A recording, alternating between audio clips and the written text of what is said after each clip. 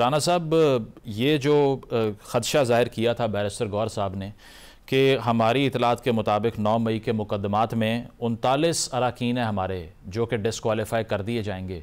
लग तो रहा है कि ठीक है, एक एक करके जिस तरह से ये नंबर बढ़ता ही चला जा रहा है। वो है तो मिसाल ना कि वो रात को जब फैमिली में बैठे थे तो एक लड़की ने कहा कि सुबह हमारे ख़ानदान में से एक बंदा कम हो जाएगा, तो वो खुद चली गई। तो ये जो पीटीआई वाले एक नंबर बता रहे हैं, तो इनको पता है कि हमारे लोग कितने किस केस में मौजूद हैं। और बैरिस्टर गौहर वकील भी हैं, बड़े अच्छे वकील हैं। असल में मसला पहले तो पराचा साहब ने कहा कि ये इमरान खान की वजह से आए। बैरिस्टर गौहर अकेले की नहीं बात कर रहा, ये सारे इस तरह के लोग जो आए और कामयाब भी हुए, तो मेरा ख्याल है इमरान खान के सारे ही शायद चले भी जाएंगे। तो ये कोई इशू नहीं है। जो वकील थे उनको सियासतदान बना दिया खान साहब ने, और सियासतदानों को पिछली लाइन पर खड़ा कर दिया। अब वकीलों से ना वकालत हो रही है ना सियासत हो रही है, इनका अलमिया बन गया है। क्योंकि वकीलों ने केस लड़ने होते हैं। बैरिस्टर सलमान सफदर इमरान खान की दरख्वास्त देते हैं जमानत की, बैरून मुल्क चले जाते हैं और फिर सारा मलबा चीफ जस्टिस पे कि जी हमारी बात नहीं सुनते। भाई वकील आप हैं, ये आपका फैसला करने का काम है ना। दरखास्त दें या ना दें, सलमान अकरम राजा को वकील कर लेते, बैरिस्टर सलमान सफदर ना करते जमानत की दरखास्त, लेकिन वो उन्होंने की तो फिर उनको होना चाहिए था। अब ये भी इल्ज़ाम चीफ जस्टिस पे है। पहले कहते हैं आप हमारी दरखास्तें नहीं लगाते, जब लगा देते हैं तो आप नहीं होते। जिस दिन इस्लामाबाद हाई कोर्ट में इमरान खान की सजा मुअत्तल होने का पहली दफ़ा केस लगा, barrister Salman Safdar supreme court तशरीफ ले गए। भाई आपका लीडर है, आप उनके वकील हैं, आप हर तरह से प्रोफेशनल भी हैं, तो आपको फिर प्रोफेशनली कोर्ट का इंतजार करना चाहिए कि कोर्ट कब आएगी। लेकिन पीटीआई के बुकला को आदत हुई हुई है गुड टू सी यू वाली, कि जनाब बस जज पहले बैठे हैं, वो खोसा साहब एक जज होते थे कि जनाब ले आओ हम जो बैठे हैं आपके पास। इनको आदतें पड़ी हैं वो वाली जजों की। अच्छा। अब वो नहीं रही बातें, वो कहते हैं ना हूं वो गल्ला नहीं रही ना वो अदालत रही। तो मेरिट पे लड़े ना केस, तो फिर इनको वकला को अपने जौहर दिखाने का भी मौका मिलता है। पहले मरले में इल्जाम तराशी, जजों को दबाना, जब वो नहीं दबते तो फिर प्रेस कॉन्फ्रेंस शुरू हो जाती हैं कि जी देखें मैं कह रहा था मेरे से सुन लें। भाई वकील आपका दूसरा है, सुन आपको ले, ये नहीं हो सकता ना। ये पुरानी आदतें छोड़ दें। राना साहब मुझे ये बताइए, फिर जो फवाद चौधरी साहब या मरवत साहब कहते हैं कि करंट लीडरशिप के इंटरेस्ट में ही नहीं है कि कोई प्रोमिनेंट लीडर जेल से बाहर आके लीड करने लगे। हमने ये भी सुना कि गालिबन मोहम्मद ज़ुबैर साहब जो है वो शमूलियत इख्तियार करने जा रहे थे, पार्टी के अंदर से रेजिस्टेंस आ गई, ऐसा नहीं हो सकता। पहले तो ये खबर दुरुस्त है, और दूसरा ये कि वाकई ये इंटरेस्ट में नहीं है इस LLB लीडरशिप के जिसका आप जिक्र कर रहे हैं कि कोई प्रोमिनेंट तहरीक इंसाफ का रहनुमा जेल से बाहर आए, लीड करे पार्टी को। पहले एक लीडरशिप थी MBBS, मियाँ बीवी बच्चों समेत सारे लपेटने पे लगे हुए होते थे। एक ऐसे भी वज़ीर आज़म थे, कहानियाँ उनकी इनके इलाके से भी शुरू हो जाती थी, पराचा साहब के जी उधर से शुरू होती हैं और यहाँ तक आती हैं। अब यहाँ पे MBBS ये LLB आ गई। अब इसका कोई ढूंढते हैं, इसका भी कोई नया नाम ना। लेकिन इशू ये है कि ये इमरान खान है जो अपनी पार्टी के अंदर किसी को पॉपुलर होता हुआ नहीं देखते। नंबर 1, वो जो पॉपुलर होता है उसको खुद साइड पे करते हैं, ये किसी और का कसूर नहीं है। मैं तो बड़ा क्लियर हूं इस मामले पे। अच्छा, दूसरी बात ये जो आपने पूछी कि ये क्या करेंगे, भाई ये कुछ नहीं कर सकते जुबैर साहब। वो आप मिठाइयों के डब्बे और गिफ्ट और फलाने डिमकाने ले लेके हर जगह पे जाते थे। वो मिफ्ता साहब भी अपनी चॉकलेट लेके जाते थे। अब ये सारे जमहूरियत के चैंपियन हो गए हैं। ये कब जुबैर साहब जीते थे जो जमहूरियत के चैंपियन, गैर मुंतखब और फॉर्म 47 और 47 के अलावा कोई बात ही नहीं करते कहीं पर भी बैठ के। भाई आपने कब इलेक्शन लड़ा था? आपको तो PMLN घर से लेके आई थी ना। उनको 2 दफा आर्टिकल आइन का सहारा लेके वफाकी वजीर बनाया, ठीक है। इनको एक दफा वो प्राइवेटाइजेशन कमीशन का चेयरमैन बनाया। कमाल हो गया भाई जुबैर साहब की गुफ्तगू का कि ये 3 दिन PTI में करेंगे, चौथे दिन ये भी बाहर खड़े होंगे। अच्छा। ये अजीबोगरीब कहानी है कि ये क़यादत जवाब दे देना कि जुबैर साहब इतनी अहमियत के हामिल हैं कि कराची में ठाठे मारता हुआ समुंदर था, समुंदर से निकल के वो मदार कायद सारा भर लिया था उन्होंने, और उसके बाद PTI में शामिल नहीं हुए। फिर भी लगता है कि करंट लीडरशिप उनके भी प्रेशर में आ गई उसके बावजूद जो आप कह रहे हैं। मलिक साहब, ये इलेक्शन कमीशन के कंडक्ट पे भी सवाल खड़े होते हैं। जिस तरह से नाअहलियाँ हो रही हैं, अब स्पीकर की तरफ से रेफरेंस आने का इंतज़ार तो नहीं किया जा रहा है एज़ पर लॉ। और हमने ये भी सुना कि जो इससे पहले इलेक्शन कमीशन के साबिक एडिशनल अटॉर्नी जनरल हैं वकार राना साहब, उन्होंने भी ये बात की कि अपने तौर पे इलेक्शन कमीशन ये कार्रवाई नहीं कर सकता अनलेस स्पीकर की तरफ से डायरेक्शन ना आए। तो आपको लगता है कि उनका जो रोल है वो भी कॉन्ट्रोवर्शियल है? देखिए, पहली बात तो यह है कि इन तमाम नाअहलियों का ज़िम्मेदार कौन है? इमरान खान। इमरान खान साहब के अलावा कोई इस वक्त पार्टी के अंदर शख्सियत ऐसी नहीं है जो इन तमाम लोगों को डिस्क्वालीफाई करवा रहा हो।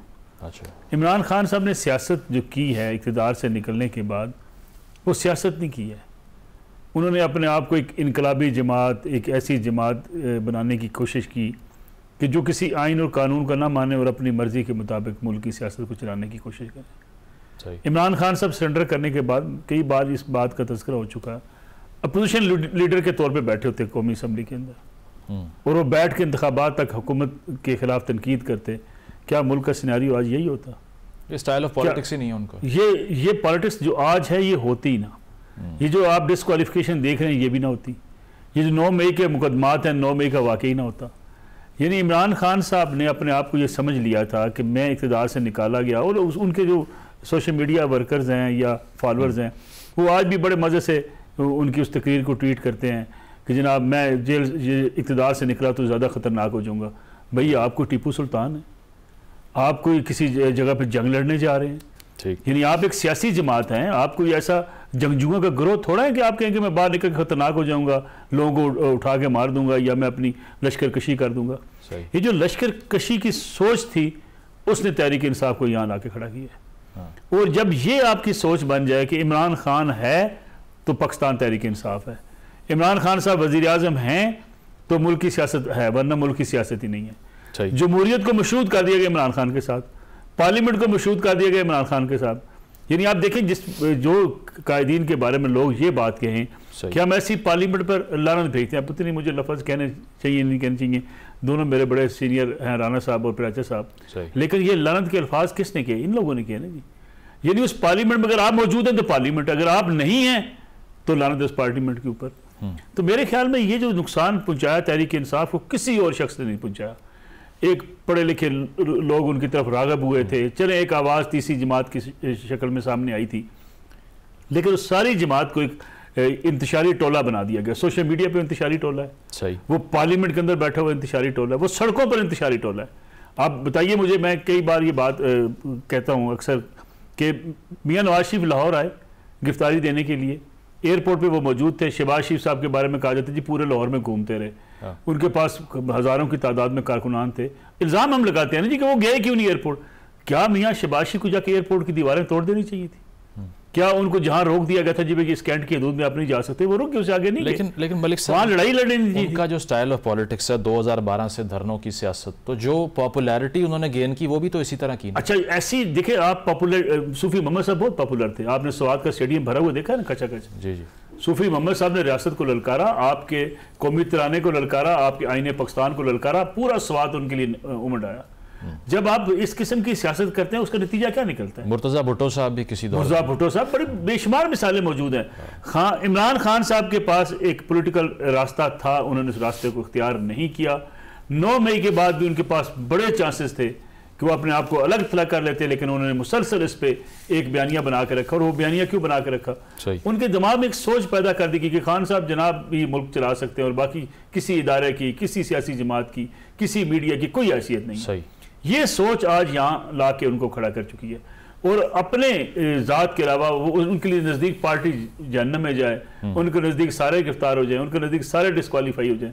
जब तक इमरान खान साहब का मामला सेटल नहीं होता उन्हें किसी बात की कोई परवाह नहीं है। और आगे लोग क्या कर रहे हैं मैं आपको ये भी अर्ज कर दूँ, जो बाहर बैठे हैं वो भी अब कहते हैं हमें भी कोई परवाह नहीं। अच्छा, खान साहब जेल में सड़ते हैं तो सड़ते रहे, हमारी भी दुकानदारी चली है, उनकी बेहतरीन दुकानदारी चली है। अब देखें ना, और दुकानदारी में लड़ाई चल रही है ना, आपस में लड़ाइयाँ क्यों चल रही हैं?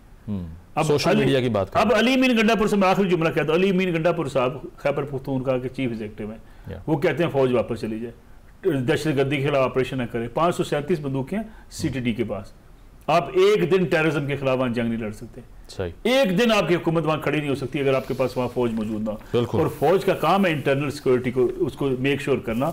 दहशतगर्दी के अगर वाकयात होंगे क्या आपकी पुलिस वहां लड़ सकेगी? लेकिन वो क्या चाहते हैं? वो चाहते हैं मेरे से बात हट के दूसरी तरफ चली जाए, लेकिन उसका नुकसान क्या हो रहा है? उनकी पूरी पार्टी, लॉ एंड ऑर्डर का मसला वहां पर बढ़ता जा रहा है।